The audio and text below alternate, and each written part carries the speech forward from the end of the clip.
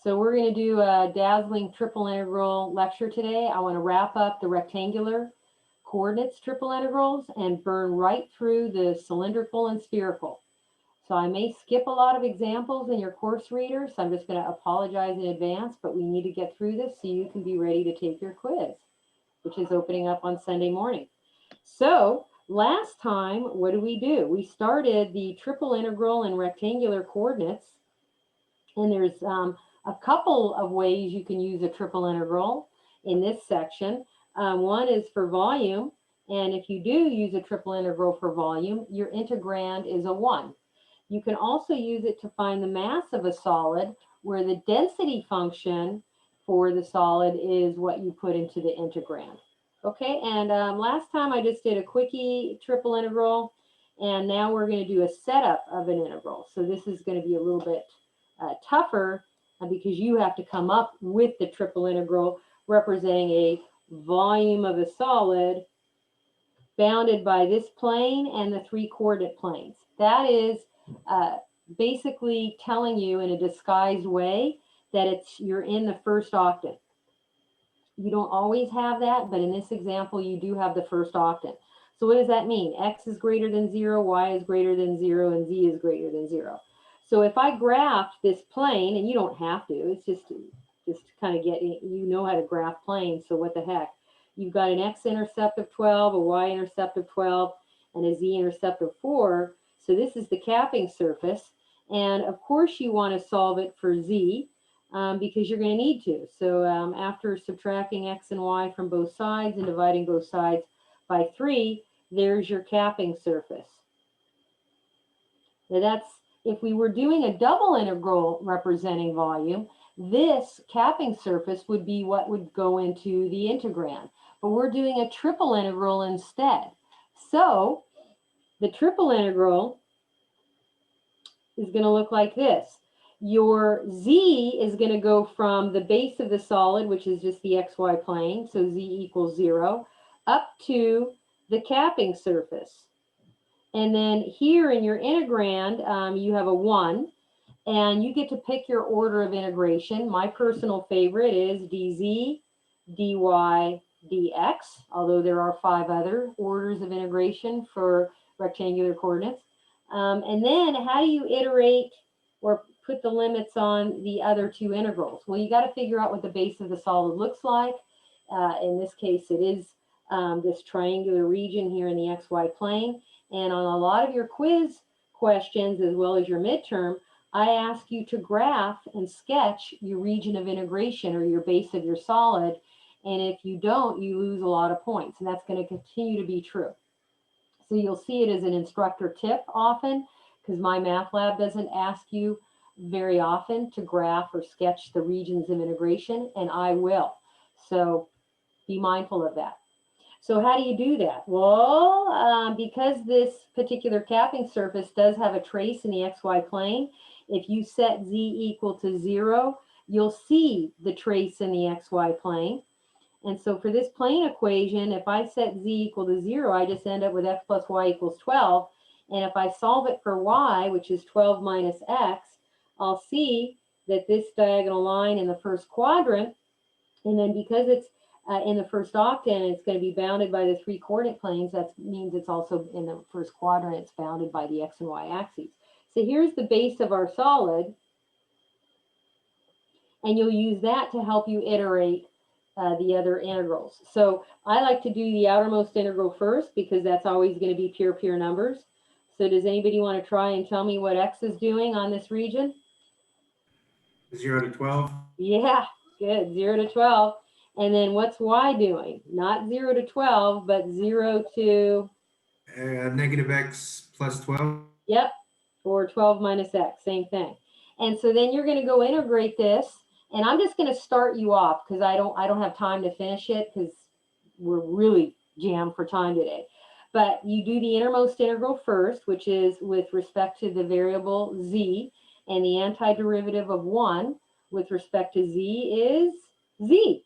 And so if you evaluate z at these limits, you're just going to end up with the 1/3 times the quantity 12 minus x minus y. And then you still have to worry about integrating with respect to y next, and then with respect to x. But I'm going to stop here. What I do want you to notice when I stop here at this moment, do you notice that this is now a double integral representing the volume of the solid, which you're supposed to have learned from last week? So there's two ways now you know how to represent volume of a solid. You could either use a triple integral, where the integrand is a 1, or you can use a double integral, where the integrand is the capping surface, or if it's bounded above and below by a surface, you would do taller minus shorter. So I'm just going to say et cetera, et cetera. You finish up the rest of the integration here, and if you do the integration correctly, you should get 96 cubic units, and we're done with that problem. Okay, I'm going to just briefly discuss how to set this triple integral up, and I'm not going to finish it because we're jammed for time. When they give you a solid in set notation, so this is set notation, they usually are really nice to you. It's usually pretty obvious which variable is going to be attached to which integral. So when they say dv here, and you get the 6 possible orders of integration, here there's no question which one you're going to pick. Because the z has one of its limits having both variables in it, that clearly has to be the innermost integral. So you'll integrate with respect to z first. And then x is going to go next because one of his variables is, or one of his limits is variable. So then you'll go dx. And then y is going to be the outermost integral. And how do you know that? Because the limits, the interval for y are constants. And so you always want your outermost integral to be having the limits of constants. Okay? And I'm just going to say et cetera, et cetera. You're going to use the exponential rule for the innermost integral, so go for it. You're going to need some u sub.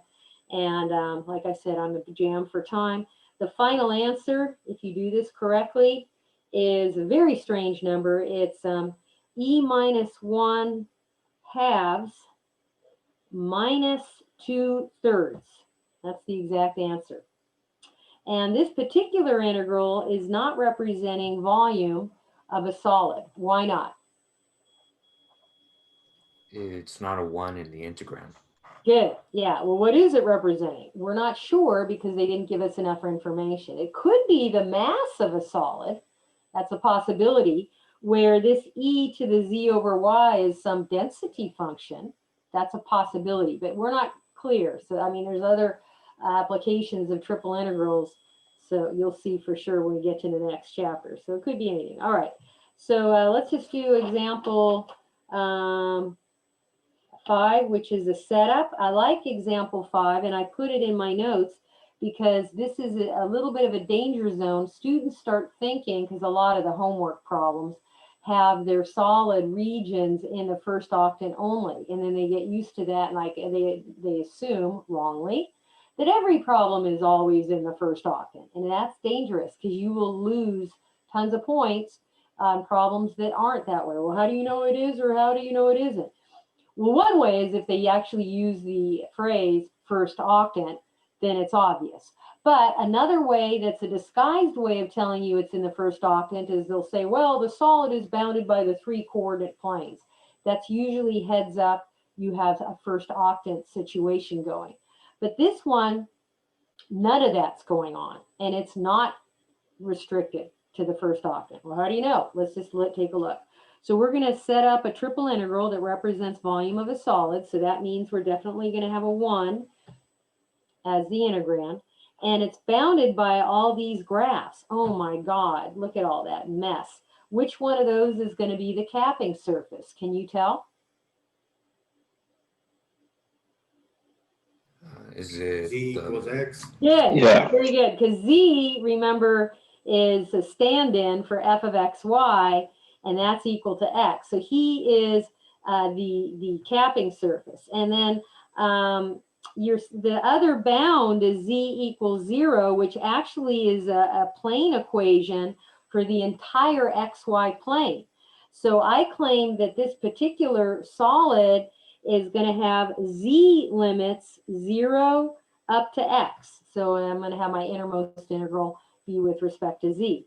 And then what about x and y? Well, you're going to graph the base of the solid, which is going to be in the xy plane. Well, what do I graph? What do I graph? Well, you be careful here. Watch closely. First, you're going to graph x is equal to 4 minus y squared. It's like, well, what's that? Well, that's going to be a horizontal parabola that actually opens up to the left. Well, then what? This looks like an infinity base of the solid. Doesn't this go on forever and ever? I have an infinity. No, please stop. That is not the case. Well, then what is it? What is it? I don't have anything restricting or stopping this horizontal parabola. It's going on forever and ever. Oh my goodness. No, hang on. The capping surface in this situation actually does cut through the xy plane, because if you set z equal to 0, you will see the trace of this capping surface in the xy plane. Well, if I set z equal to 0, I'm just going to get 0 is equal to x. Yeah, that's right. That's exactly right. And you're going to graph that. Well, what does x equals 0 look like? Well, you guys know. What does it look like if you were graphing it in the, just 2 dimensions? It'd be the y-axis. Yeah. So boom, right there. So good news, the base of your solid is that right there, and it's not restricted to just the first octant, okay? Because if it were, then the base of the solid would be restricted to the first quadrant, and it isn't. Now, what are these intersection points of the y-axis with this parabola? Well, you guys know how to find y-intercepts from pre-calc, Here you have x equals 4 minus y squared. So you set x equal to 0 in that cute little parabola equation, right? This is just pre-calc algebra situation. Add y squared to both sides, square root both sides of the equation. Don't forget your plus or minus, And I get 2 y-intercepts, aha, plus or minus 2. Okay, great. Then now I can go ahead and finish off the other limits. Now, you could treat this base of the solid as either horizontally simple or vertically simple. And I claim that the horizontally simple, which is dx dy, is the smarter of the 2 choices. It's actually going to be easier to integrate and easier to finish out. Well, what do you mean? Well, if you have your outermost integral be the y, we already found out those y-intercepts. So on that region, y is going from -2 to +2, pure numbers. What's x doing? Well, if I draw my little man, and the little man has to be drawn horizontally, so that means his head is to the right and his feet are to the left. His feet are firmly planted on the y-axis, and that's the lower limit, so that'll be x equals 0.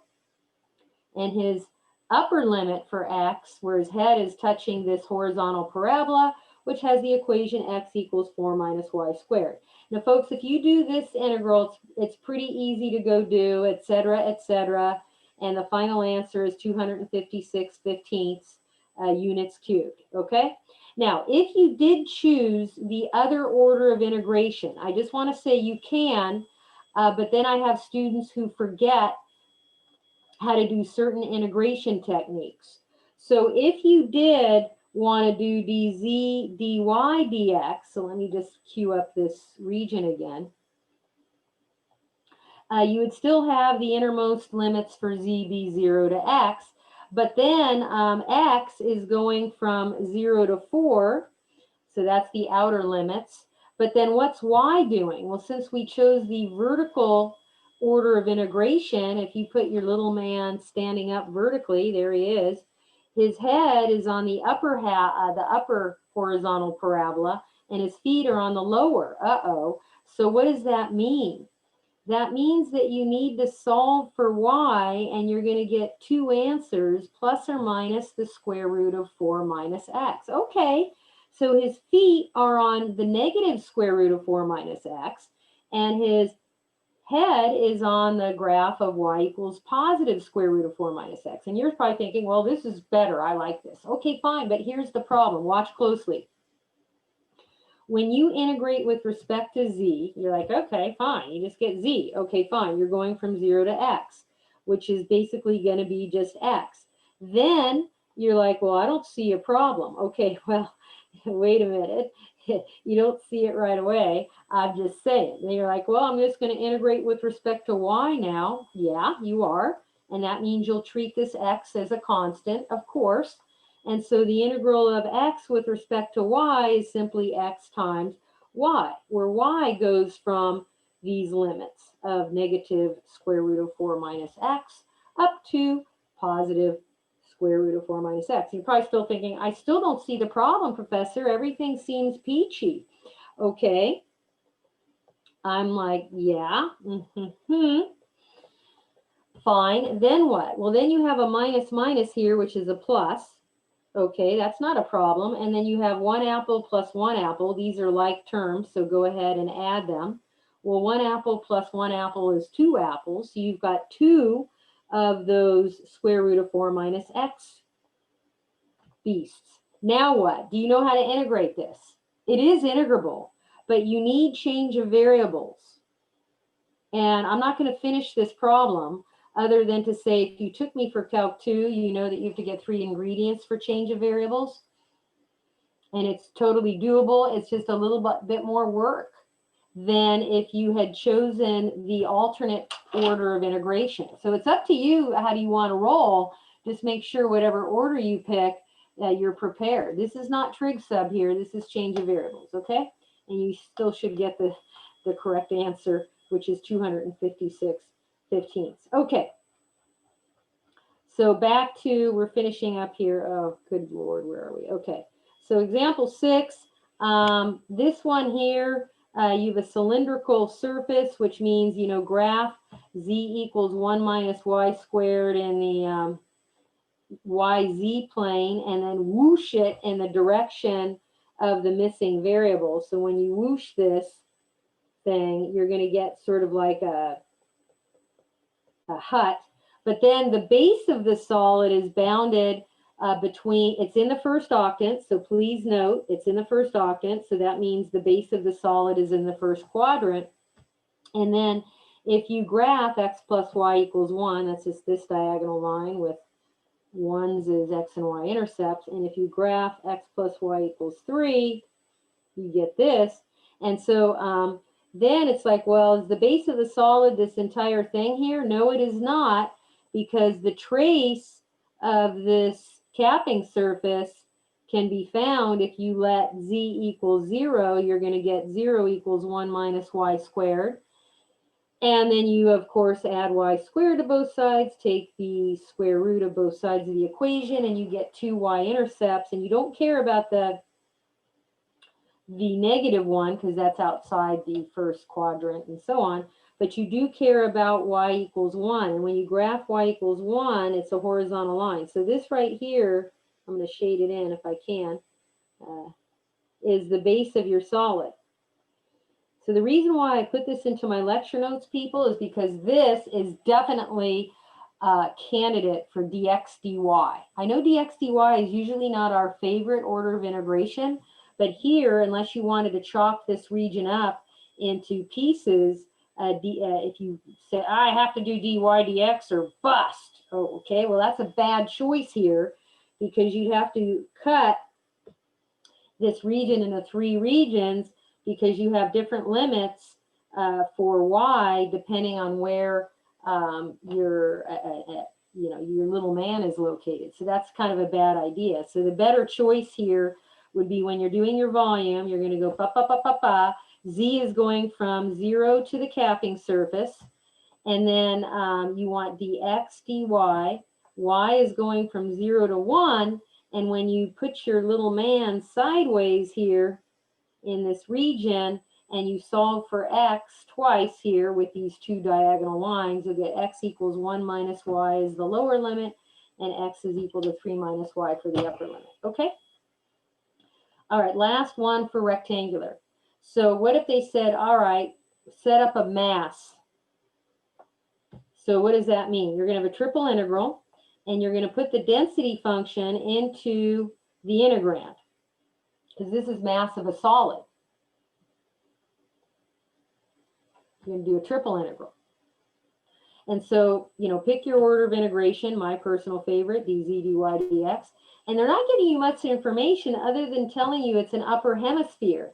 And this equation is an equation of a hemisphere. If you squared both sides and worked it all out, you would see it is indeed a sphere centered at the origin of radius 1. But if you're going to set up the triple integral, solving for z, that's your capping surface, you're going to have your limits for z, and then what about what's going on in the xy plane? Well, you should know that if you set z equal to 0 here, you'll get x squared plus y squared equals 1. And so the base of the solid is just going to be a unit circle centered at the origin. So you know the limits for x will be -1 to +1. And the limits for y, if you solve for y with this circle equation, you're going to get plus or minus the square root of 1 minus x squared. So negative square root of 1 minus x squared will be the lower limit for y, and positive square root of 1 minus x squared would be the upper limit. I'm going to quit there. This is a setup, not an actually do it problem. The reason why I finished my rectangular lecture by doing this quickie set up the mass problem first to show you can find mass of a solid, not just a planar lamina, which you'll be restricted to mass of a, no, wait a minute. In this coming Sunday, since we're doing everything, you can find mass of anything. So this is how you get a mass of a solid, but this is a candidate for spherical. What am I saying? I would never want to evaluate this integral in rectangular coordinates. It would kill me. I'd have to use massive trig sub on steroids. This is a candidate for conversion to spherical coordinates. What's spherical coordinates? It's an alternate three-dimensional coordinate system. We're going to learn it today. All right. So we're done with rectangular coordinates and triple integrals. Congratulations. Let's move on. Let's do average value. You know how to find average value for a function of 2 variables. How would you do it for a function of 3 variables? Very simple. You do your triple integral of the function you're trying to figure out the average value of, and you're going to divide, and not by an area this time, you're going to divide by a volume. So that's kind of cool. So this particular problem, again, I don't have really much time for it. I'll just say that the good news is, since they're giving you the solid and they're calling it D instead of Q, they're telling you it's a cubical region and it's bounded by the 3 coordinate planes. Aha, that means first octant. Aha. And x equals 2, y equals 2, z equals 2 by those planes. And so if you were to draw the solid that they're asking you to integrate this function over, you're actually integrating over a cube. So this is the region of integration. This is your D, essentially, your solid. And so if you were to find the volume of D, that's super easy. You're just going to use 5th grade math, because the volume is of a cube is just the side length cubed. So 2 cubed, and that's going to be 8. So here, when we do 1 divided by the volume, we're going to have 1/8 times the triple integral of this function x, y, z, and then all the limits are going to be 0 to 2, which is beautiful. And then you would integrate this triple integral, and you'd get some answer. I don't have the answer handy, but I'll let you go do it. Okay, so that's average value of a function of 3 variables. It's just an extension of the average value of a function of 2 variables. So know how to do that. Yes, it's going to be on the quiz. Yes, it's going to be on your midterm, like for reals. Go do your homework. Not making this up. And it won't be as easy as this one. I might give you something a little trickier. All right, now let's do the hard part. So what of it? So you guys know about polar coordinates, right? That's an alternate coordinate system for 2 dimensions. But there are alternate coordinate systems for 3 dimensions. One of them is cylindrical, another is spherical. And there's more, by the way. We're in this calculus course, we're only doing a couple of alternate, representations for 3D, but there's more. There's like elliptical, parabola, all sorts of other 3D coordinate systems. I'm not even going to get into it. Sometimes our physics brethren need to use it to represent something. So there are a lot of other coordinate systems we're not covering in this class. So just because we're doing these two extra ones, don't think you know everything. You don't. All right, so what's the plan? Cylindrical, then spherical. And the good news, we're going to do the easy one first, cylindrical. And the even better news is cylindrical is super easy for you guys because you already understand polar. And the way I like to think of cylindrical is an extension of polar.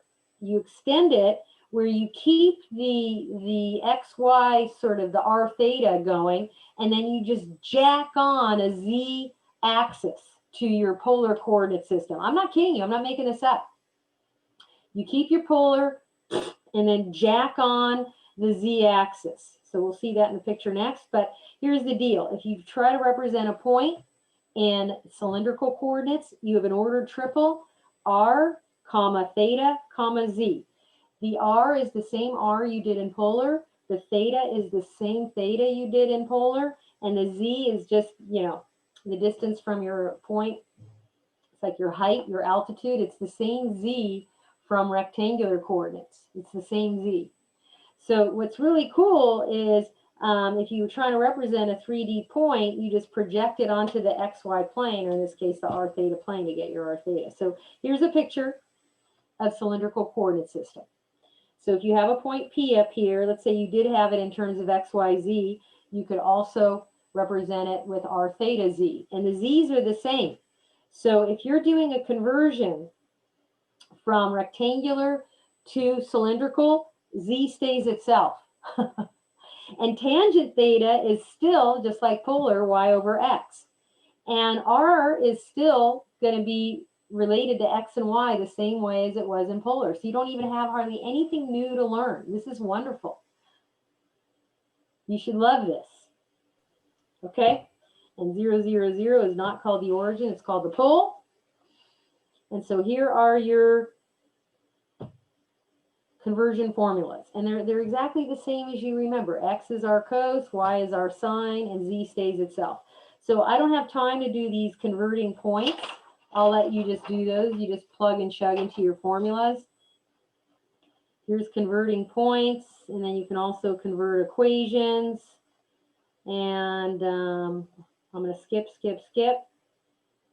And here they're talking about good candidates for converting to cylindrical, because you don't want to convert every single triple integral to cylindrical. It has to be a good candidate first, just like a good candidate for polar is like a circle or a polar sector or a portion of a circle. Good candidates for cylindrical are sort of they kind of look like polar sectors that are thick, essentially. So if you look at some of these pictures here, like a wedge of cheese is a good candidate for cylindrical coordinates. Here it looks like a cone. Those are really good candidates for cylindrical. Cylinders are good candidates to convert to cylindrical. Surprise, surprise, surprise. That's why they call it cylindrical. Okay. So let's do triple integrals and cylindrical. The idea is if you've got some triple integral and you're converting it to cylindrical from, say, rectangular, the z's stay themselves, and you just convert your x and y's to r and theta. And notice the volume element here, the dv, which is the volume element, you still have to be a pirate. You're going to have the dz on there because we're doing a triple integral, and you're still going to have r drd theta. Don't forget r. All right. So if you forget that, you're going to get hurt. You still got to be a pirate. Okay, so let's do our first integral. It's a triple integral, and convert it to cylindrical. All right, so take a look at this triple integral. How do I even know I should convert it to cylindrical? Well, they're telling you. What if they don't tell me? Because they may not. You may have to know intuitively it's time to convert. Well, if you look at the x and y limits, and you notice, like if you graph x equals 3 and x equals -3, you get vertical lines. And if you graph y equals positive square root of 9 minus y squared, you get the upper semicircle. And if you graph y equals negative square root, you're going to get the lower. And you're like, hey, that looks like a circle. That looks like polar. That's how you'll know. You'll go, if you're getting x and y limits that looking like polar, it's probably time to convert to cylindrical. And it will be. So on this region here, which happens to be the region of integration here in xy, but you still have a solid they're looking at. The solid is if you graph z equals 9 minus x squared minus y squared, that is a downward facing paraboloid. And then z equals 0 is just the xy plane. So it's lying flush with the xy plane. And this right here is the base of your solid. Fine. Convert to cylindrical and go for it. So I'm going to actually do this one all the way because it's got what the classic thing that happens with cylindrical. I don't want to give away the secret yet, but keep your eye on the ball for what I consider classic polar happening as well as classic cylindrical happening. And for those of you who care about doing well on tests and you want to get into Professor Rasky's brain, I always put one of these kind of integration problems on every single one of my tests from here and the rest of the semester. So it's going to be on this quiz 8. It's going to be on midterm 3. It's going to be somewhere on future quizzes, midterm 4, your final. So what do I consider so important? You'll see. It's classic.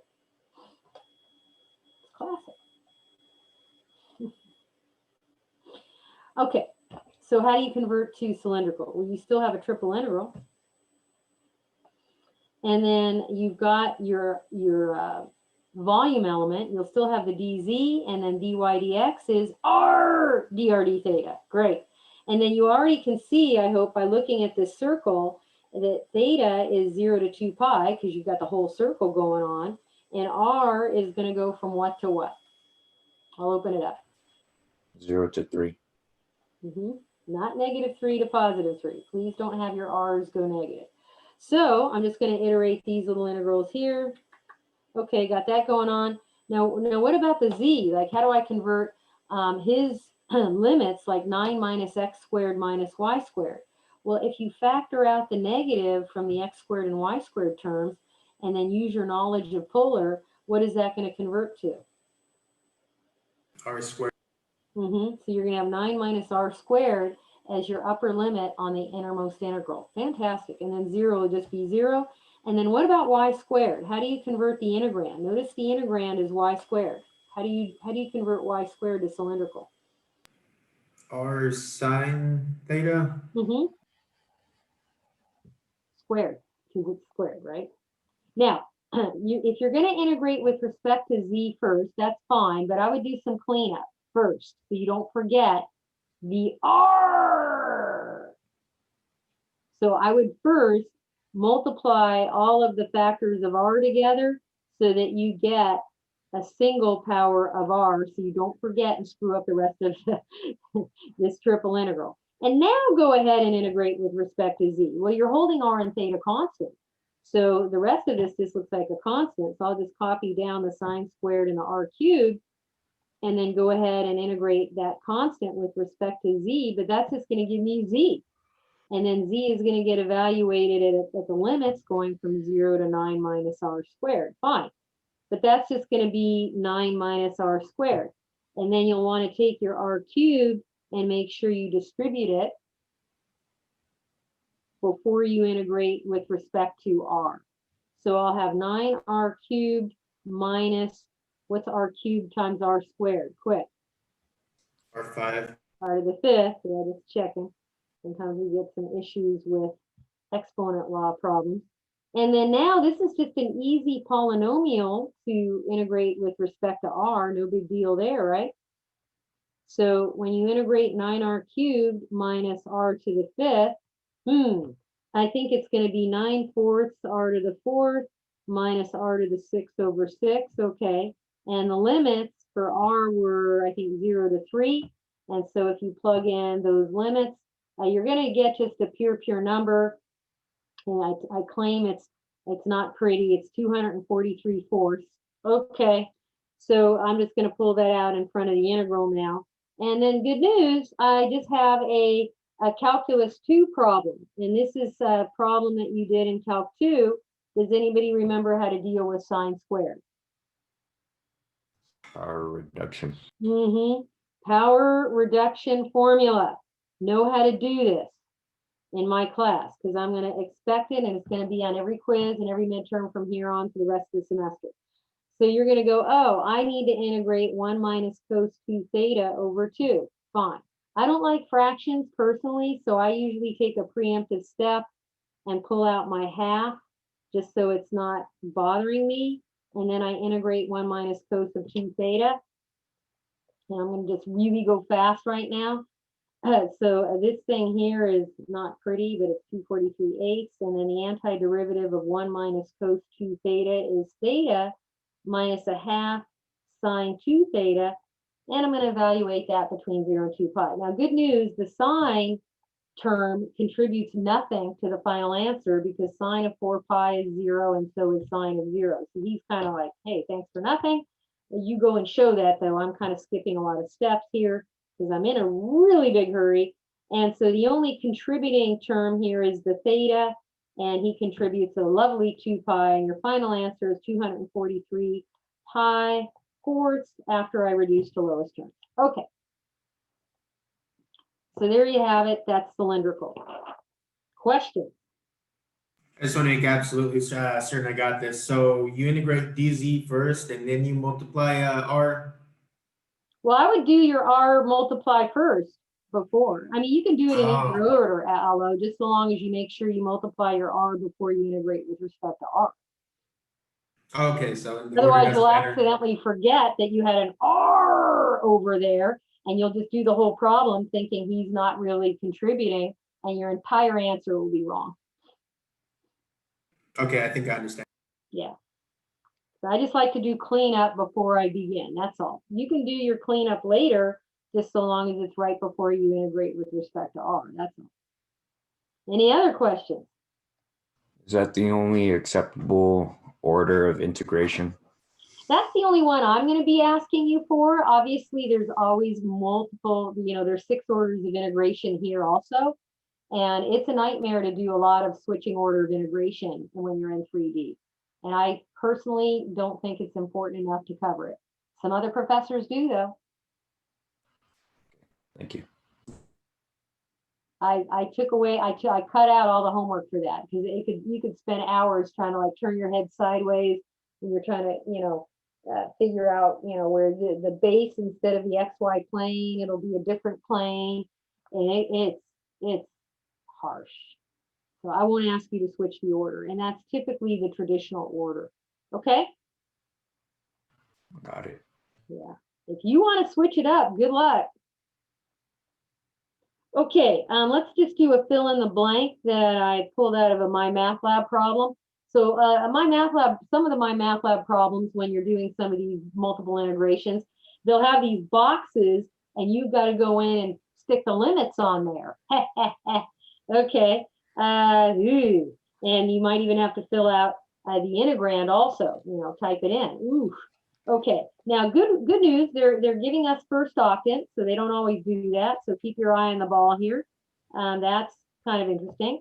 And they're telling us it's bounded by this cylinder, and if you had to draw that cylinder, you could easily do the generating curve, which is a circle of radius 5 centered at the origin, and then whoosh it in the direction of the missing variable. And we're going to stay in the first octant, which means we only worry about the first quadrant. So it looks like the base of the solid is going to be a quarter of a circle. There's your base of your solid. Okay. And then the capping surface is that. Okay. Great. So you guys know that volume has a what for the, I don't know what my computer is doing here. What does your volume have for the integrand? R. Yeah, but usually a 1, right? But because this is cylindrical, the volume element is dz r dr d theta. So yes, you're going to make sure you put that R into the integrand because that's part of your volume element. And that's the only thing that's going to be in your integrand. Your Z limits are going to go from the base of your solid, Z equals 0, the XY plane, up to your capping surface. But I better not put an X here. That would be illegal because I'm trying to do this in cylindrical coordinates. Please note, cylindrical coordinates only allow the variables R, theta, and Z. I don't want to see any X's and Y's in the answer. So what are you going to put for the upper limit? Here. R cosine theta. Okay, good. Yeah, you're going to use the conversion formula for X. Does everybody see that? Normally it would be just an X there, but X has to get converted and you use the conversion formula. Okay, now what about R and theta, the other limits here? Keep in mind you're in the first octant, so you're in the first quadrant. So what are the limits for R and theta on this quarter of a circle? It's pretty obvious, right? R is going from what to what? Somebody besides George? Sorry. 0 to pi half. Okay, that's the theta. Good, good, good. And how about R? 0 to 5. Mm-hmm. So you just type these in when you're in my math lab, and you're good to go. And then they may actually ask you to evaluate it as well. And then this is pretty easy to evaluate, no problems there. Yeah. And I'll let you finish it out. So I'll just put etc. Good news, this one doesn't have a power reduction formula in it. It's pretty easy to integrate. Final answer is just 125 thirds. And this is a volume, so, you know, cubic units, some volume, okay? 125 thirds. All right. This last cylindrical, before I do spherical, God, I wish I had 2 more hours left. Good God, help me. The reason why I put it in my lecture notes is because this set notation, which is always lovely if they give you a region of integration using set notation, it's usually a gift. But it can be tricky for the conversion. So if you look here, Z has pure numbers, but that doesn't, you know, so what does that mean? Does that mean I'll put the outermost integral to be Z? You could. I usually don't, just so you know. But what is X and Y doing? This is really what's important. Like if you had to graph what's going on in X and Y plane, what would you do here? Well, X is going from 0 to some weird number, 2 square root of 2. Okay, fine. So you could actually graph X equals 0 and X equals 2 square root of 2. Those are vertical lines. And then what's Y doing? Well, if you look at the lower limit, it's negative square root of 8 minus X squared. So you want to graph Y equals negative square root of 8 minus X squared. And then the upper limit is Y equals positive square root of 8 minus X squared. Oh, good God. Now, what the heck? Yeah, I should make everybody come to office hours. Lecture continued during office hours, right, you guys? So does anybody get that if you did square both sides of either of these equations, it would give you the equation of a circle, but not your, and it's centered at the origin, but what's the radius? It's not pretty. Anybody want to gander what the radius is? And please don't say 8, okay? I'll get mad at you. Square root of 8. Yeah. So radius is square root of 8. And what's square root of 8 when you simplify that radical? 2 radical 2. Very good.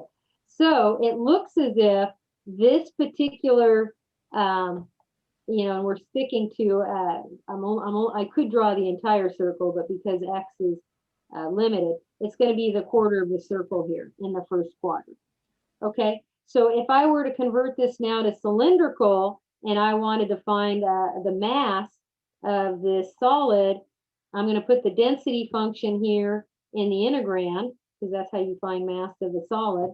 And I'm going to integrate over the solid, they're calling it D, and then I'll have a volume element, dV. Okay, and if I convert to cylindrical, this is going to get rewritten as square root of R squared plus 1. dV is R dz dr d theta. And then if you iterate this integral, and I personally like my R and theta, you know, the outermost limits here, R is going to go from 0 to 2 square root of 2. theta on the quarter circle is just doing 0 to pi halves. And the, what the heck is Z doing? Uh-oh, they told you. They said Z here is going from -1 to +2. That was nice of them. So to integrate this with respect to Z is easy because it looks just like a constant, and Z is just going to go from -1 to 2, but that's just 2 minus a -1, which is 3. That's just a constant multiple. You're going to pull the 3 out, and then you're going to do the other integrals, and I claim you can use the power rule here with U sub. I'm not going to do the rest of it. I think everybody in the class knows how to integrate using U sub and the power rule, and I'll just say the final answer, if you do this correctly, should be 26 pi. And that's your mass, and mass does not have units, okay? You'll learn that in physics. The limits of y wouldn't be 2 radical to the -2 radical 2? Not here because why?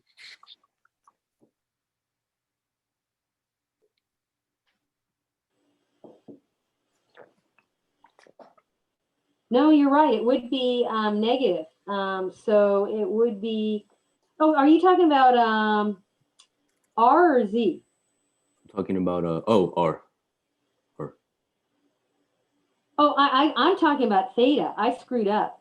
Oh yes, This is theta. not. They didn't mention the words first octant anywhere in this problem, and let that be a lesson to you. Even your teacher will screw it up.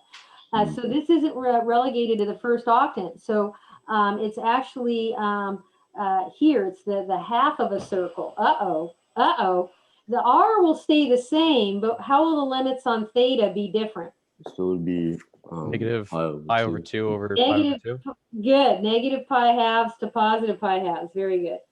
You screwed this up. Negative pi halves. Very good. Thanks, Dominic, for asking that question. Negative pi. Yeah, I can't write. Negative pi halves to positive pi halves. Please don't put 3 pi halves to positive. Here's what I don't want to see you do. I've actually seen students do this on the final. I'm like, really? And they still get the right answer just because it kind of works out. But I take away points for like, what the heck are you doing? I've seen people go, oh, theta goes from 3 pi halves to pi halves. Why is that yucky? The upper limit's greater magnitude. Yeah, you want increasing limits of integration. This is like 3 pi halves is a number larger than pi halves. And I know what you mean because 3 pi halves is coterminal. With the trigonometry, they call coterminal. But you want increasing limits of integration as best you can, okay? So I'm done with cylindrical. Now let's do spherical. Okay, I got another meme for you. Looks familiar. Yeah, but this is a little different. That other one was texting. This is sorry. Are you supposed to say R, or should you say har, or should you say yar? That is a debate, right? Well, I I'm feel at sorry. this point, like literal grunts of pain and agony have been like incorporated in the mathematical process. Yeah. Well, What's your school of thought, Rasky? Are you an R, a yar, or a har? I'm going to have to get back to you on that one because I like all three. No comment. Okay. I'm an equal opportunity R yar har type of person. Okay, it's all good. Okay, now let's get to the hard one. Cylindrical, full disclosure, is pretty easy for students to grasp because it's just polar with a z-axis vertically jacked into the system. Spherical gives people conniptions. And I've had people just say, you know what, screw it, I can't get spherical. And I don't want you to feel that way. It's kind of cool. So spherical is an alternative way to represent 3 dimensions. And why would you care? Well, a lot of times you need to convert to spherical if your region of integration is a sphere or a portion of a sphere or something that has symmetry around the origin. It's a good candidate for spherical. So you'll want to convert unless you like doing horrible integration problems. So making the conversion is really cool because it makes your integration problem much easier to do. Fine. So what do you have? You got an ordered triple, but instead of X, Y, Z as your coordinates, you're going to have rho, rho. That's a rho, people, not a P. Don't go P. Don't even do a P on your paper. I'm going to get upset. A rho looks like this. This is rho. It's the Greek letter. Okay. And then you have a couple other Greek letters. You've probably seen theta before. So that's theta. Everybody say theta. Theta. Eta. Theta. Theta. And then what about that thing? Oh, God. What the heck is that? Theta's That is a phi, spelled P-H-Y. Some people call it phi, you know, like phi, phi, fo, fum. Whatever. If you're going to pronounce it phi, fine, or maybe phi, fine, something. It's another Greek letter. Great. Now, the rho is a distance, and it always has to be positive. Must be positive. Never have your rho go negative, ever. Your theta, good news. It's the same theta that you already know and love from polar. Okay? He's the same guy. Really. The phi is also an angle, and if we were in person, I would be gesticulating, so I'm going to try to gesticulate here. Phi is what I call a drop-down angle, and if your point P is here, and you draw a line segment from your point P to the origin, the angle that phi makes is the angle phi that your line segment OP is making with the positive z-axis. So can everybody see me here? Can you guys see my arm? Yeah. I don't know what you're seeing here. Like, can you really see me? So I like to think of phi as looking like this. First, you start vertical. That's 0 degrees for phi. And then as you drop your arm down, that starts being positive angle for phi. So this would be like 45 degrees for phi. And then if you're in the XY plane, your phi would be pi halves. And phi is restricted because the most you can do your drop down is all the way down to the negative z-axis. So the most phi can get is from 0 to pi. Please note that if you accidentally have your phi outside of this interval, you screwed up. Now theta can be like 0 to 2 pi, okay? But phi cannot be 0 to 2 pi. The most it can be is this angle here between the positive and the negative z-axis. That's why phi is limited. Okay, now how do you convert from rectangular to spherical? Let's do the one that most people think about first. So let's say you already know what x, y, and z are. In other words, you've got a rectangular triple integral, and you're like, oh man, I got to convert to spherical. So here's all the conversion formulas. Rho squared is the same as x squared plus y squared plus z squared. Or more importantly, if you square root both sides, rho is the square root of x squared plus y squared plus z squared. Not plus or minus, because rho is restricted to always being non-negative. Okay? Theta is the theta that you already know and love. It's the same theta from polar and cylindrical. So you already know him. You already love him. He's done deal. Here's what's not fun. Your phi is arc cos. Yeah, that's right. Cos inverse of this quotient, z over the square root of x squared plus y squared plus z squared. And please note that this is the same as rho from here. Now, if you want to go in the reverse direction, like you know what rho and theta and phi are, and you want to convert to rectangular, then these are the conversion formulas, and they're pretty disgusting, okay? Like, don't even try to memorize these. Have them handy when you're taking a quiz or an exam. Have them handy. You're going to need them. Like, will I need them for this Sunday's quiz? Yes. Will I need it for the midterm? Yes. Will I need it for the final? Yes. So x is rho sine phi cos theta. Y is rho sine phi sine theta. And yes, there's no typo here. Both of them do have a couple things in common. They both have a rho, and they both have sine phi. And then z is rho cos phi. I know. Like I said, don't try to memorize this. I don't. Keep your notes handy. Now, if you want to convert between spherical and cylindrical, which I rarely do, and I don't even give you any quiz problems like this, but you can go between those two coordinate systems also, because now we have three different ways of representing 3D. You've got, you know, rectangular, which has an order triple XYZ, so that's rect. You've got cylindrical, where the point P is represented by R theta Z.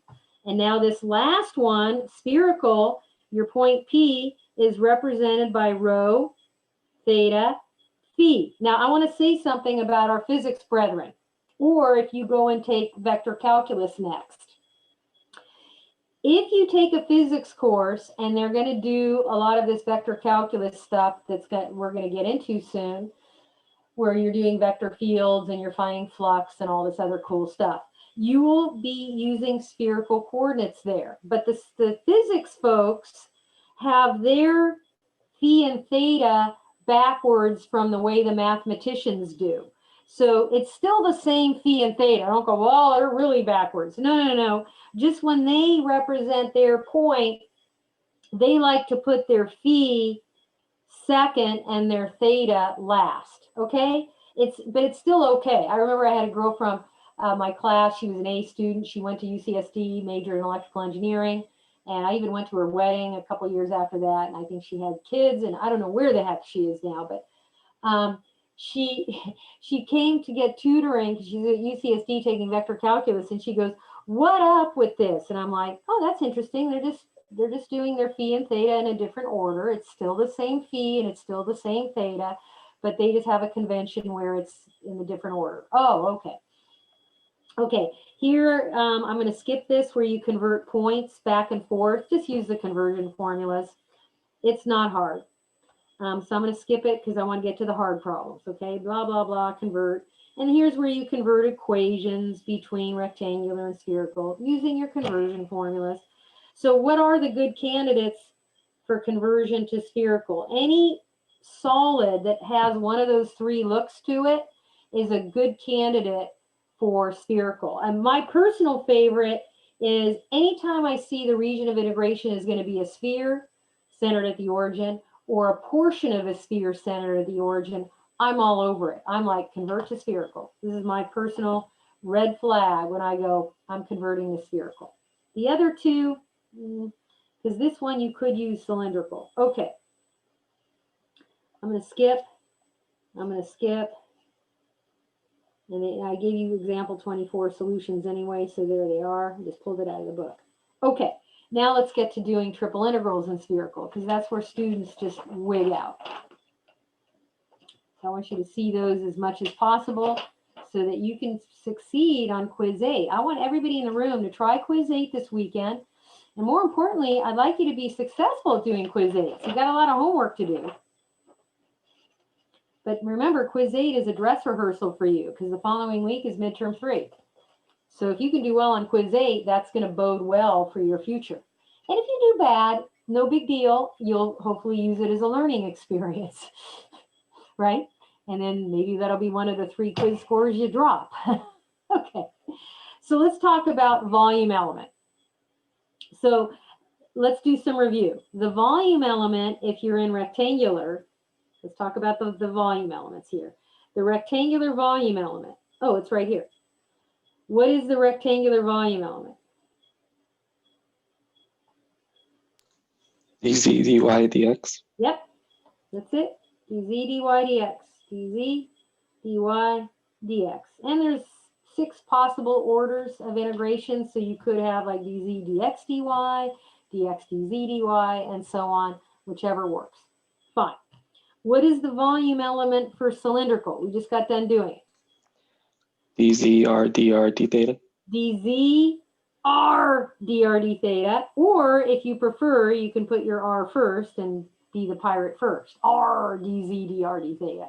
Either way, don't forget the r, or the yar, or the har, depending on which school of pirates you went to. Now, this part, you're not going to like it. And I'm not going to do the proof of where it came from, but if you read the book, they sort of do the proof of one of these, not a polar sector, but a spherical sector. When you cut up a sphere, let's say here's a sphere, and you partition it into little itty bitty pieces using concentric planes and so on, you get a portion that's a portion of a sphere. It's very hard to even draw it. So the volume element is rho squared times sine phi times d rho d phi d theta. And George, I know you're going to ask me this next question, so I'll ask it for you. Is the typical traditional order of integration for spherical d rho d phi d theta?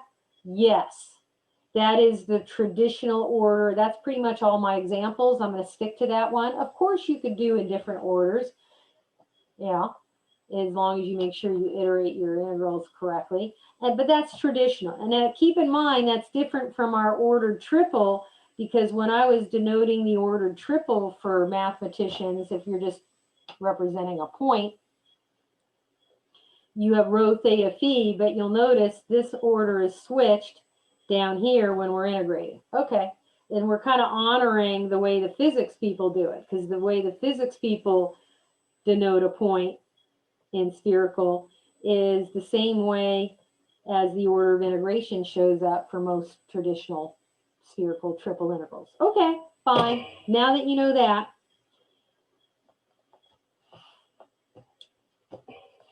let's start with a true false. So this triple integral I have here, which is representing the mass of an upper hemisphere centered at the origin with radius of square root of 5, where the density function is given by a function of f, which is a function of rho theta phi, and it's 1 over rho cubed plus 1. So they're putting the density function in the integrand, which they should if they're representing mass of a solid. That looks good. So does everything else look good? Keep in mind that an upper hemisphere of radius square root of 5 would look like this. Yep.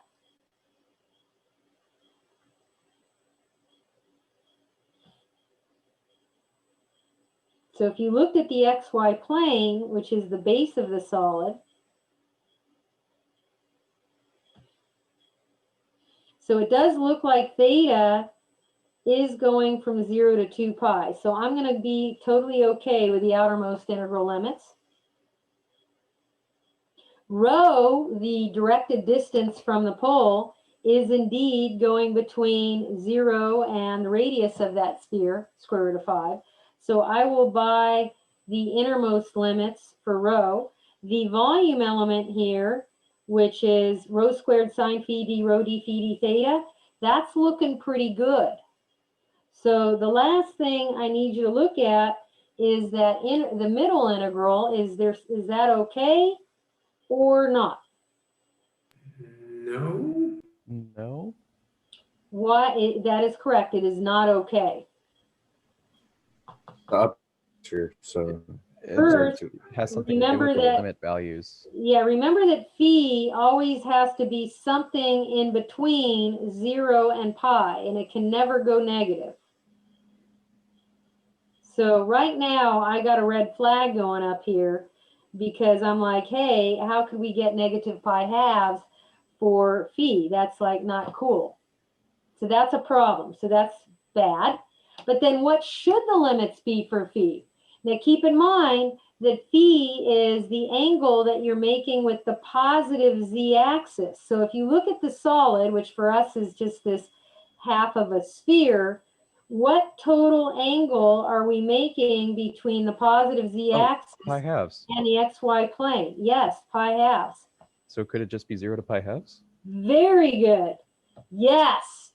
Phi is going from 0 to pi halves if you are doing the upper hemisphere of a sphere centered at the origin. Does everybody see that? So this was false due to the fact that that middle integral had bad limits on it. Is everybody okay with this? Yes. Did you learn yourself something? Yeah, so 5 you're can't be awake. negative. I hope that you're awake. I hope that you got that the upper hemisphere, 0 to pi halves, sphere phi.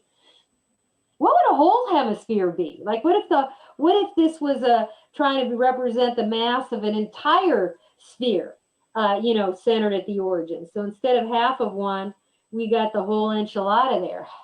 And multiply by 2. You could, but it's dangerous. That actually would be false because the density might not be symmetrical all the way through the sphere.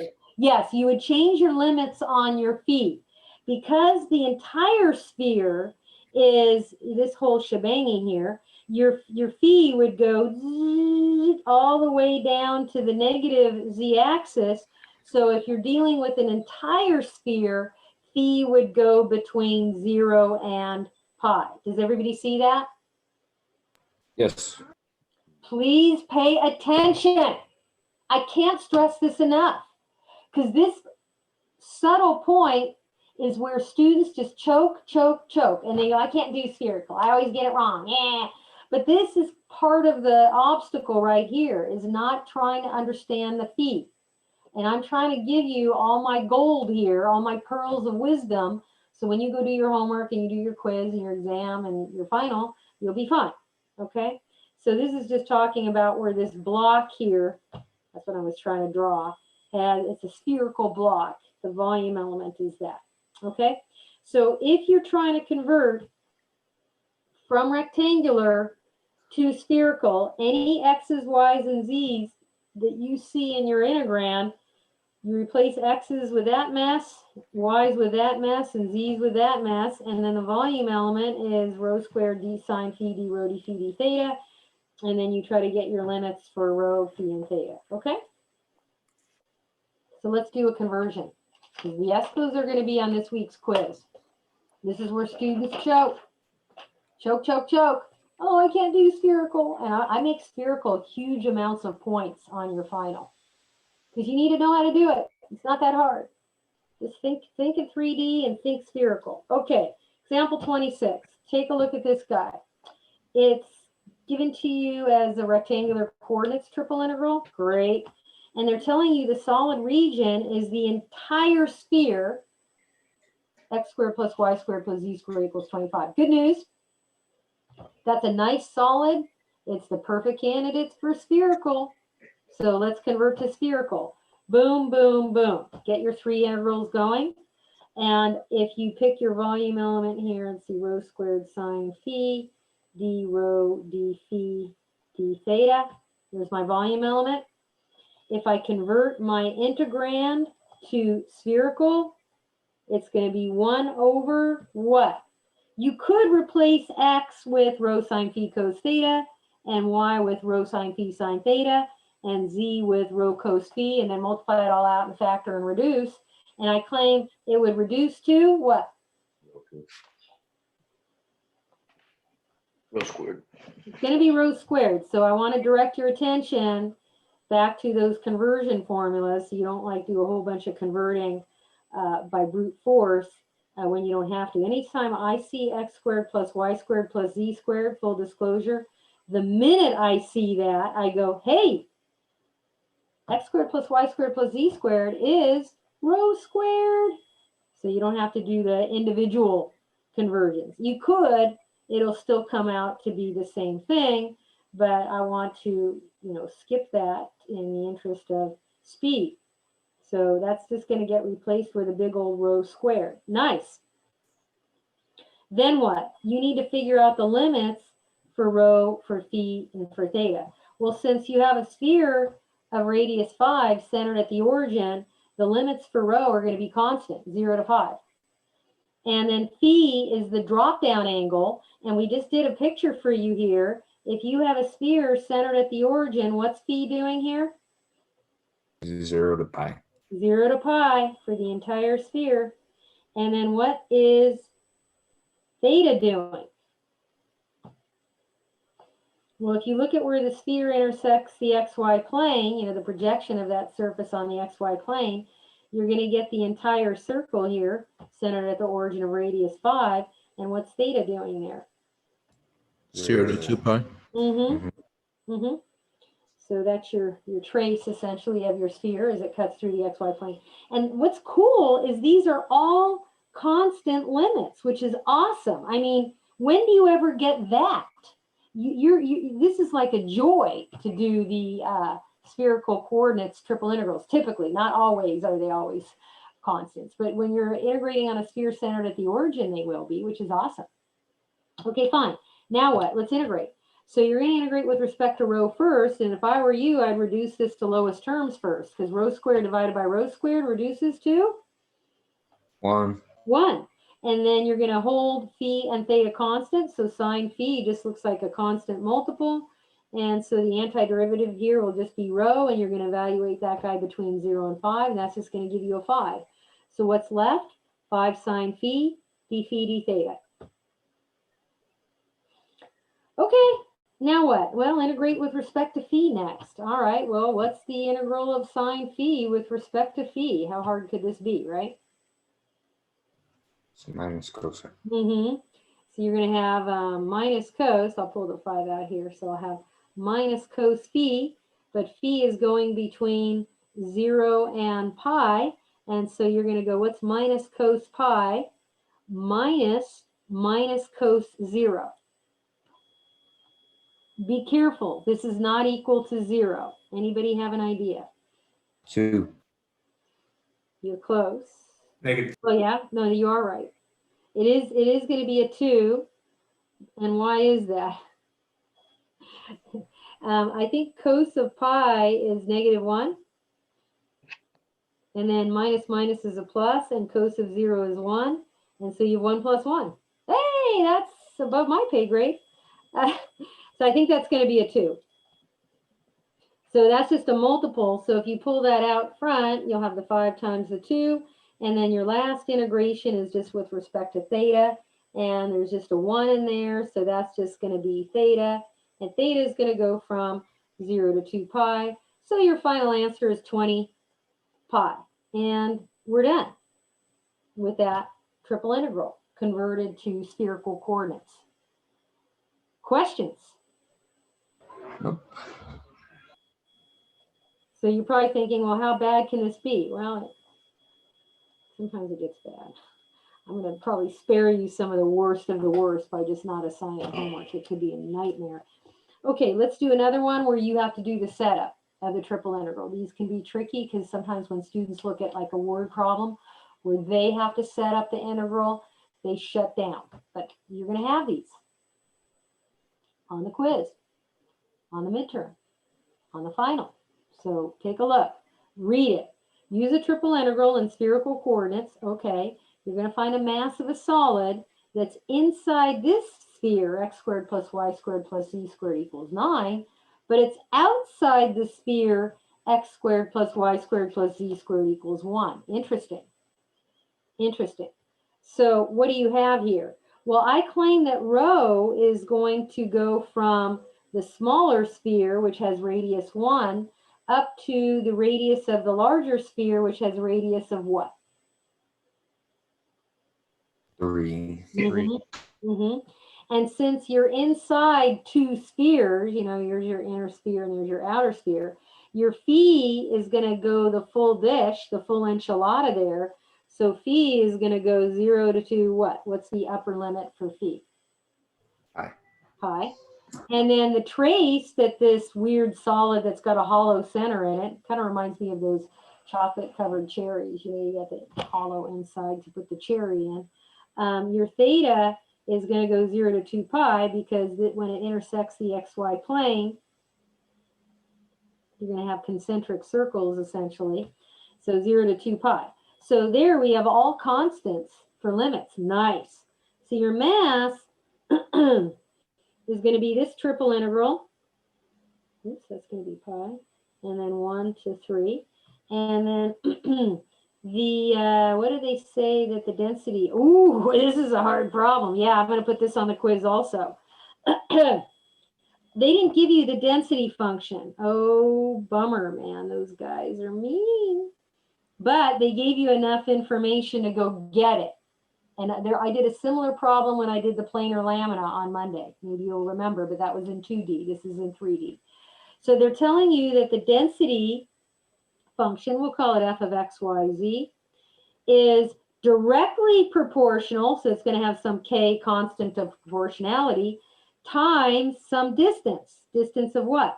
Distance of a point that lives inside this solid, just pick an arbitrary point, I don't know, x, y, z, to the origin. And you guys know how to find distances between 2 points in 3D because I taught you, right? So the distance of x, y, z to the point 0, 0, 0 is going to be the square root of the sum of the differences between the differences of all the coordinates and squared and the points, yeah? But isn't this k square root of x squared plus y squared plus z Isn't squared? that just rho? If we Yes, it's k rho. Bingo. And that's what's going to go into your integrand. It's your density function in terms of spherical. Yay! And then what? Well, then you got to do your volume element. What the heck is the volume element for spherical? I told you, and it's not pretty. What is it?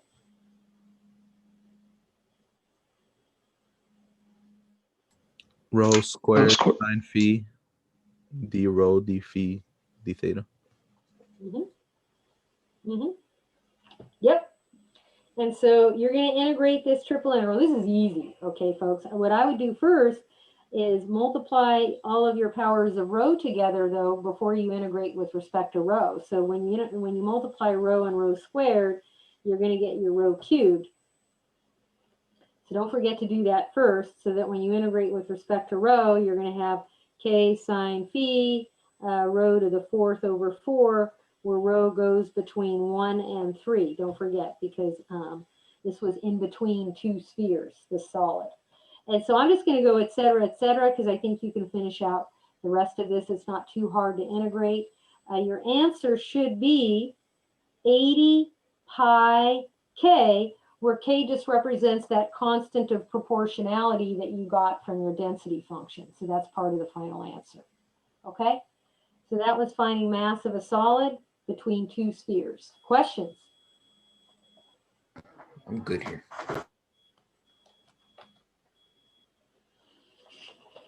I'm glad we saw another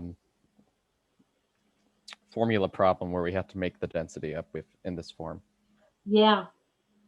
Yeah. Do you guys know what it means to be inversely proportional as opposed to directly proportional? Yes.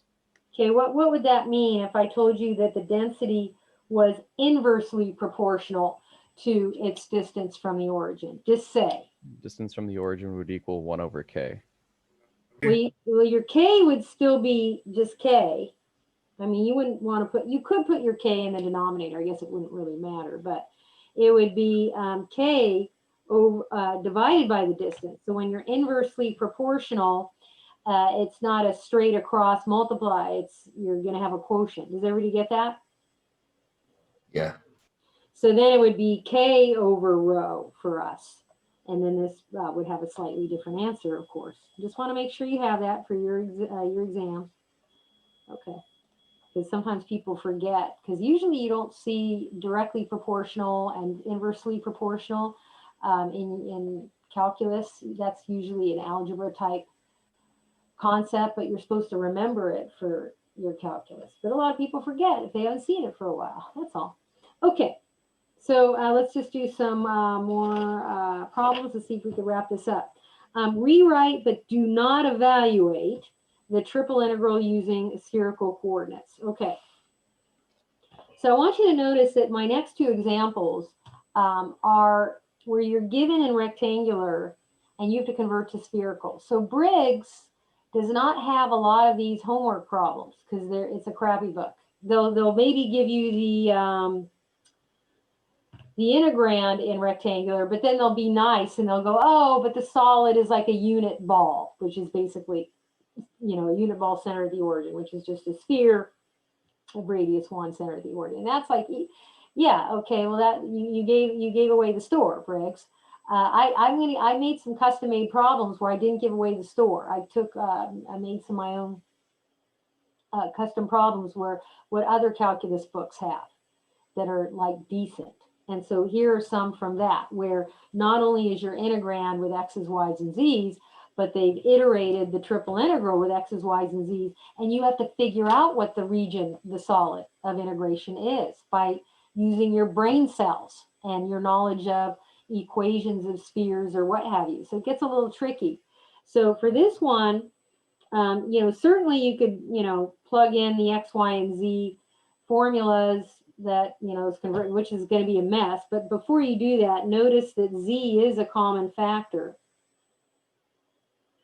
And if you factor it out as z from all three terms of this integrand, hey, x squared plus y squared plus z squared is pretty easy to convert to spherical, isn't it? What is it? Rho squared. But what about z? We haven't run into that yet. That gets replaced with rho cos phi. Okay? And then your volume element is going to be rho squared sine phi d rho d phi d theta. Yeah, I'm not making this up. And if I were you, if you're a smart rat and you're going to integrate with respect to rho first, you need to make sure that you multiply all these powers of rho together to get a single power of rho before you integrate with respect to rho. Otherwise, you're going to have a wrong answer. Okay, so what the heck do all those limits tell you about the region of integration, which is a solid? Is it a sphere? It is a sphere. Very good. And how are you able to tell? If you look at the limits for z and you even just write, you see that z is going to be like plus or minus the square root of 64 minus x squared minus y squared. And if you square both sides of that equation and then rearrange it to get all the variables on one side and, you know, the constant on the other, you can see that at least the limits for z are, you know, plus and minus are the top and bottom of a sphere centered at the origin of radius 8. And then if you graph these guys and the xy plane, you know, x equals -8, x equals +8, y equals positive square root of 64 minus x squared, y equals negative square root of 64 minus x squared. This is simply the trace that the sphere that we were talking about in the first place makes in the xy plane. So this is just an entire sphere centered at the origin of radius 8, which is awesome because that's super easy to get all the limits for your rho and your phi and your theta, and you don't have to think much. You're like, sweet, you're just going to go boom, boom, boom. Your theta is usually the outermost limit, 0 to 2 pi. Your phi is an entire sphere, so 0 to pi. And then your rho is 0 to 8. And then we already discussed what the integrand is. If I get all the powers of rho combined into one big one, I think I'm going to get what? Rho to the 5th? Yeah, I'm going to have cos phi, sine phi, rho to the 5th, d rho, d phi, d theta. And, you know, that's super easy to integrate. You know, what's the antiderivative of rho to the 5th? Come on. Rho to the 6 over 6. And you'll evaluate that between 0 and 8. It's just going to give you some weird number, 8 to the 6 over 6. And when you pull that out, because it's just a constant multiple. Now, how do you integrate cos phi sine phi with respect to phi? Anybody know how to do that? Power rule. Yeah, you can just use the power rule where u is sine phi, and you're going to tell me the u and du and all your integration problems this weekend. Otherwise, prepare to lose lots of points. So this is just looking like u du, which is u squared over 2. And so for us, it's sine squared phi over 2. And phi goes between 0 and pi. And I'm just going to quit there because that's going to basically zero out the whole thing. But I digress. Okay. So it said rewrite, but don't evaluate. Well, okay. How about this guy? How would you convert that to spherical? Is that like half of a sphere? Or, Yes, this is going to be the upper hemisphere of a sphere centered at the origin of radius 5. So it's an upper hemisphere. Cool. So what does that mean? Rho and is still going to be 0 to 5. But what about the phi and the theta? So theta is going to be 0 to pi halves. Wait.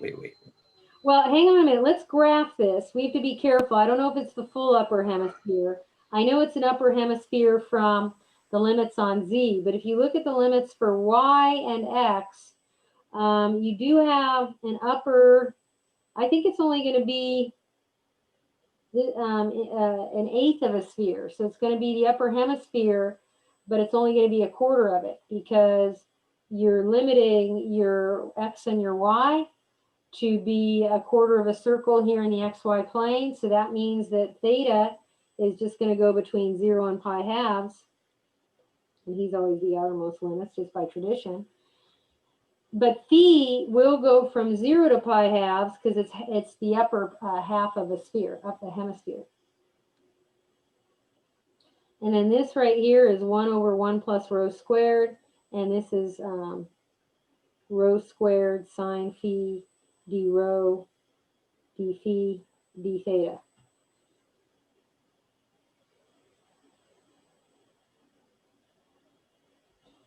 How do you integrate rho squared all over 1 plus rho squared with respect to rho? I'm just going to give you a hint. Polynomial long division. Okay? I'm not going to do the rest of this problem because there's nothing this hard in your homework or the quiz, but that's how you would attack this, okay? I don't have time for example 30, but if you want, I'll do it in office hours today. There is something like it in homework, so it's a little tricky. Let's get to example 31 and wrap this up, okay? There's nothing to do here. It's just a multiple choice. Can you figure out which one of these triple integrals, and there may be more than one right answer, is the right one that represents the entire volume of a sphere, x squared plus y squared plus z squared equals 100. Now, folks, this is overkill because do you get that the volume of a sphere, you could just use some 5th grade math. It's 4/3 pi r cubed, okay? So we don't need no stinking triple integral to find an entire volume of a sphere. That's ridiculous. But if they asked you for the mass of a whole entire sphere, you would have to pick one of these guys where you would put the density function in the integrand. And some of you need to mute yourself because you've got a lot going on at your house. Okay. So does anybody want to gander a guess at which one of these? And I put one of these in your homeworks too. So you know that if it's the whole sphere, your phi would go, you know, if you weren't multiplying, if you weren't using symmetry, and it looks like they're using symmetry here, so they're multiplying everything by 8. So they're only looking at the first octant portion of the sphere here in the first octant. So if you can figure out how you would set up the triple integral to represent the volume of this portion of the sphere and then use symmetry and multiply by 8, we could get it. So what are the limits? What's rho doing? What's theta doing? What's phi doing? It's going to be 0 to pi halves for the angles. For both, right? Good. Very good. And what's rho doing? 0 to 10. Mm-hmm. Mm-hmm. So which one of these looks like it's got that going on? B. Okay, I'll buy that. B looks like it'd probably be good, right? Anything else? Yeah.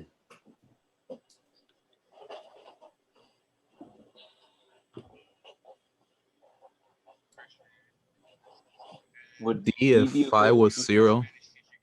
Well, I claim that one of these is operating in a different octant than the first octant, which is okay. It's legit and legal. I mean, you can go out, you know, do it in a different octant and multiply it by 8 because, you know, the first octant's convenient because everybody kind of goes there. But I claim one of these is in a different octant. I'll give you a hint. Look at the the theta limits. You know how, like, we're doing theta going from 0 to pi halves, right? You know theta? I think it's E. E is correct. Good. Yeah. Because you're down here, or excuse me, you're over here between 3 pi halves and 2 pi. So you're just doing a different octant, and the other limits are staying the same. And so that's legit also. So that'll work. It's pretty unconventional because nobody usually likes to go, oh, I want to go work in the octant, you know, that octant. I don't even know what the name of that, or what number that octant would have. I only know the first octant. But it would still work, okay? So there you go. B and E are the correct answers for this guy. Okay, that concludes today's lecture, except we have one more meme for you. Or we could do example 32 real quick, just because I think it's a quickie multiple choice. I like this one. Doesn't mean to scare you, uses triple integrals in first year math. Ooh. Yeah, let's do 32 real quick. Does anybody want to just gander which one of these multiple choice possibilities? You don't have to actually integrate it. Just which one would be where you convert from spherical. So this is going backwards. You'd be converting from spherical to rectangular. Oh, that's where my slippers went. You ever find something that you were looking for and you looked for days and then you left it in a really dumb place? Always. Yeah. I did that last night too with a sweatshirt of mine. I accused my husband of stealing it, of course, for like days in a row. You stole my sweatshirt, just come clean. He's like, just because I'm your husband doesn't mean, you know, I did it. And I go, Yes, it does. yes, it does. That's what husbands are for, to take the blame. That's so on the back of the wedding ring. Yeah, right. It's the inscription. Does anybody think they want to guess at what the heck would convert this spherical triple integral to rectangular? E. My guess is A. Okay, well. Okay, I got now you two guys different know ones. that this is rho squared, right? Yeah. Okay. But That row square is part of the volume, no? yeah, see, that's part of the volume element. Like, you know, you kind of got to be careful here. So what are you going to do there? So this is like the volume. This is part of the volume element. Okay, so then what? Well, it turns out that the only correct answer is letter B. I know this seems kind of weird, but you got your 2 rho plus 1. So see this rho squared sine phi d rho d phi d theta. That should only convert to d z dy dx only. And then this thing is going to be weird, 2 to the rho plus 1 power, okay? And then if you look at all these limits here where rho goes from 0 to 2, theta goes from 0 to 2 pi, and phi, the whole drop down angle, does the full sphere, a full enchilada thing, 0 to pi. It's a full sphere of radius 2, centered at the origin. So the only limits there for x, y's, and z's that match would be those guys right there, okay? This is kind of a cool problem that I stole from the internet over the summer. I thought you might enjoy it. Anyway, have a good quiz 8. Everybody, good luck. I have office hours at noon today. You're all welcome to come. I'll see you there. Otherwise, have a great weekend, and we'll see you Monday morning. Bye. Bye. Adios, bye.